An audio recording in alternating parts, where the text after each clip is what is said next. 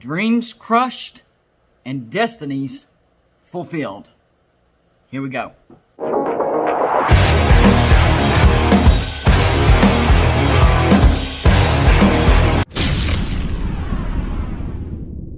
What's going on, everybody? It's me again, Golden Blue Dude. I'm back.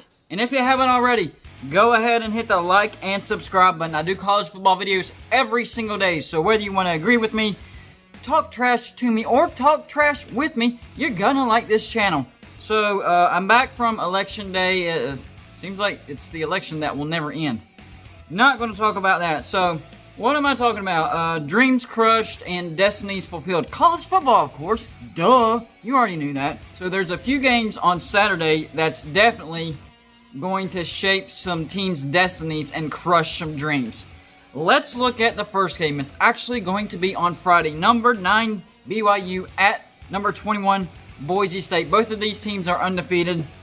For BYU and Boise State, this is the game for their season because besides that, no great wins. Even BYU, besides Boise State, their best wins would be, one win at Houston because Army got postponed. Who has the best chance of winning this game? Let's look into it real quick. Well, BYU, of course, they have quarterback Zach Wilson.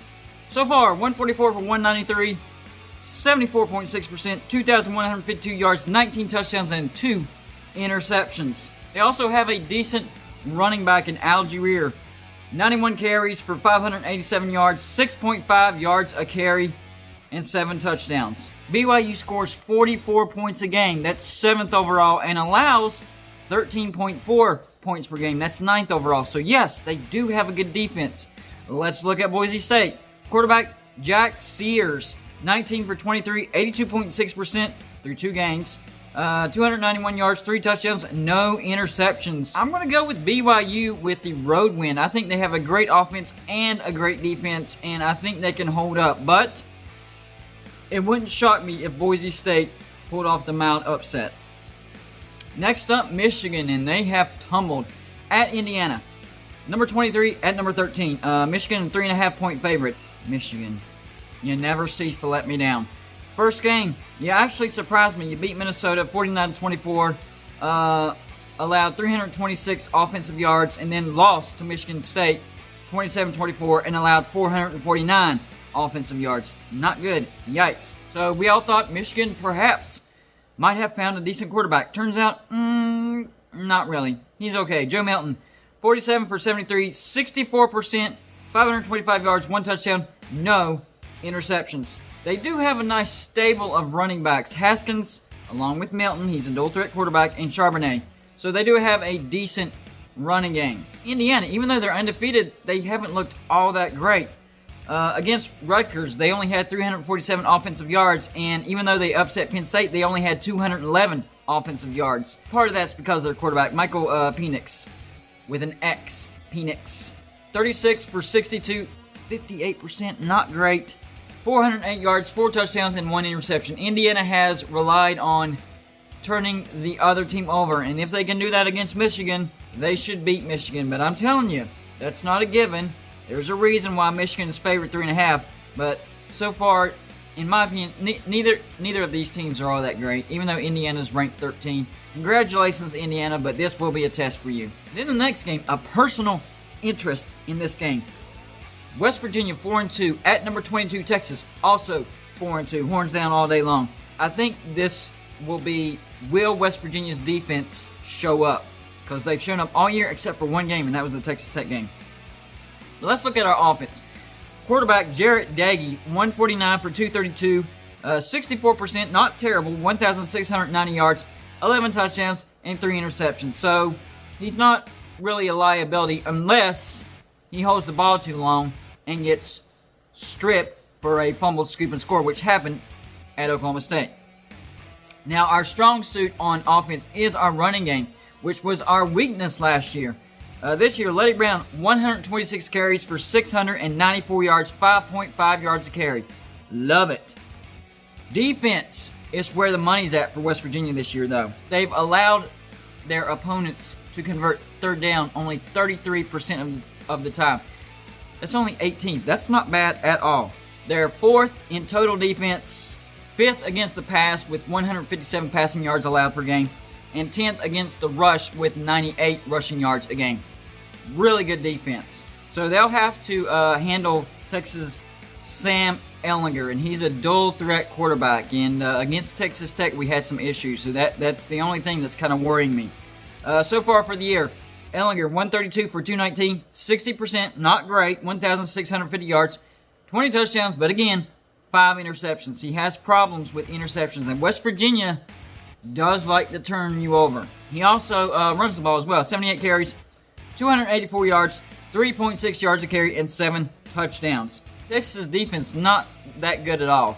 They allow 32.5 points a game, 407 offensive yards a game, 277 passing, and 130 rushing. If West Virginia can take advantage of Texas' not so great running defense, West Virginia should win this comfortably. But as long as Daggy doesn't hold the ball too long and our receivers catch the ball, unlike we did against Texas Tech. Texas is a 6.5 point favorite, but like I said, if West Virginia does not shoot themselves in the foot, West Virginia can win this game comfortably. So I'll be watching to see if we can limit our penalties and stupid mistakes. Next game, number 8 Florida against number 5 Georgia in Jacksonville. Georgia is a 3.5 point favorite.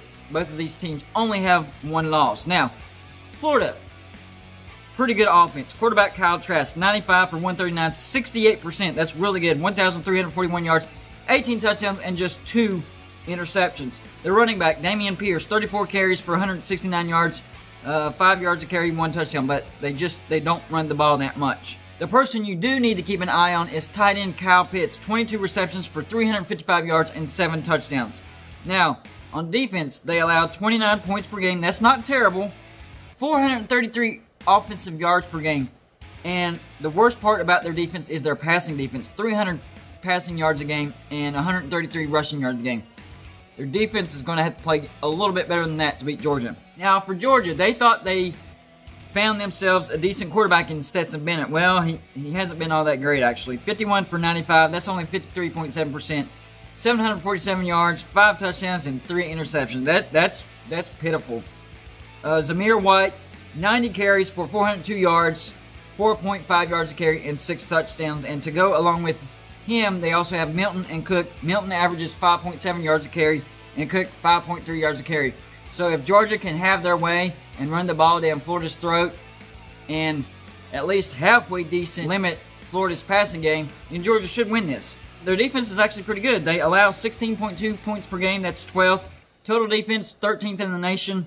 They allow 300 offensive yards per game, 220 passing, and 80 rushing. So they do have a weakness in their passing defense. Can Florida take advantage? Look, Florida is more than capable of beating Georgia, but to me, I'll believe it when I see it. So I won't be surprised either way. I'd probably pick Georgia, but either way wouldn't surprise me.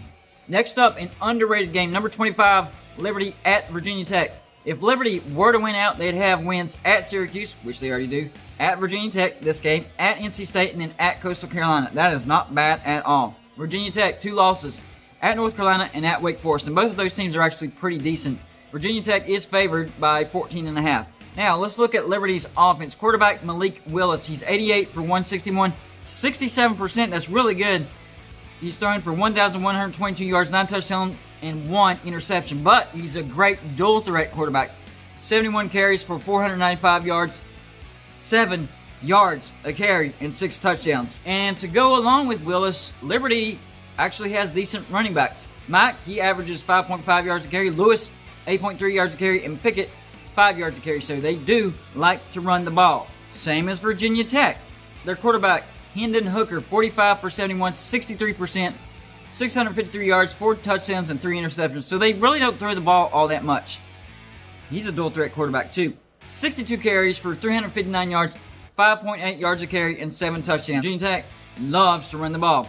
Khalil Herbert, 96 carries for 803 yards, 8.4 yards a carry. Think about that. The thing to keep your eye on is Liberty's defense. They only allow 21 points per game. That's 21st.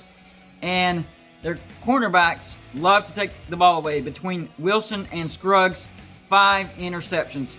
And They score 38 points per game, which is 16th in the nation. Liberty is more than capable of beating Virginia Tech. The question is, can they limit Virginia Tech's running game? We'll see on Saturday. The next game, number 14, Oklahoma State at Kansas State. Oklahoma State 4-1, Kansas State 4-2.